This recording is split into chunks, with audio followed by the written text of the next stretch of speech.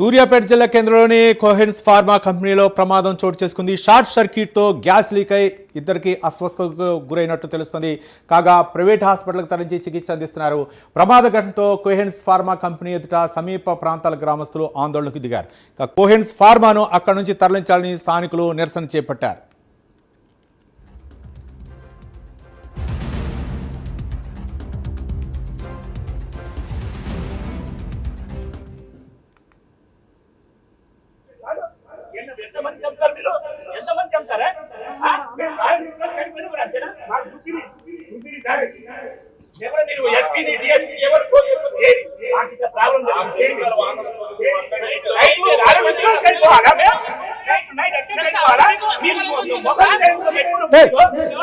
ఇక్కడ వెంటనే pharma company వెంటనే కెమికల్ ఫ్యాక్టరీని వెంటనే కెమికల్ ఫ్యాక్టరీని వెంటనే ఫార్మా కంపెనీ వెంటనే ఫార్మా కంపెనీ వెంటనే ఇక్కడ రాత్రి 2:30కు ఇట్లా బ్లాస్టింగ్ అయింది సార్. మేము డాబా మీదనే పండుకున్నాం. ఏంది బ్లాస్టింగ్ అయిందని చెప్పి లేచేసరికి మొత్తం పొగలు మొత్తం కప్పుకున్నాయి.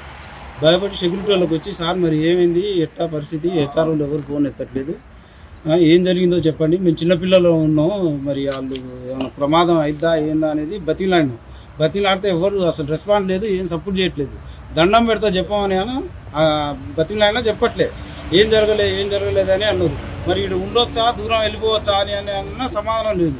ఇక అప్పటికప్పుడే చిన్నపిల్లలను ముసలోళ్ళను వాళ్ళను ఇతను ఆటోలలో మాట్లాడి ఇక్కడ మా తమ్ముడు వాళ్ళ అత్తగారు ఉంటే ఇక దగ్గరలో అది ఇక ఆడికి తీసుకుపోయి పిల్లలను ఆడ పండబెట్టి నైట్ కంపెనీ వల్ల మాకు ఎంత ఇబ్బంది. రాత్రి ఫైర్ అయినా ఇది పరిస్థితి అని అంటే ఒక్కరు రెస్పాన్స్ ఇవ్వలే.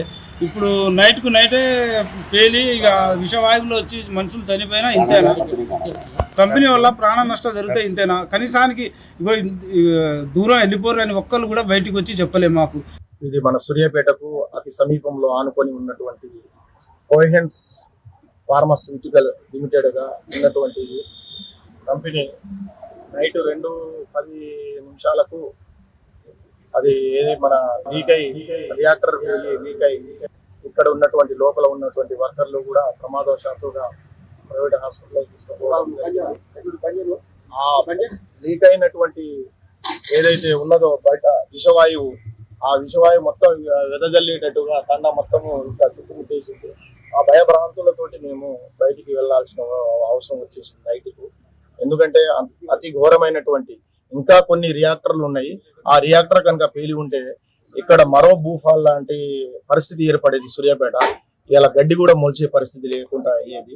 అంత పెద్ద విషవాయువులు అంటూ ఉన్నటువంటి ఇట్లా ఉన్నటువంటి పరిస్థితి ఉన్న దీన్ని ఇక్కడ తక్షణమే అందరూ రాజకీయ నాయకులైనా కానీ అధికారులు కానీ వీళ్ళందరూ కలిసి ఈ ఫ్యాక్టరీని ఇక్కడి నుంచి తొలగించాలని చెప్పేసి మా ప్రధానమైనటువంటి డిమాండ్ తప్ప ఇక్కడి నుంచి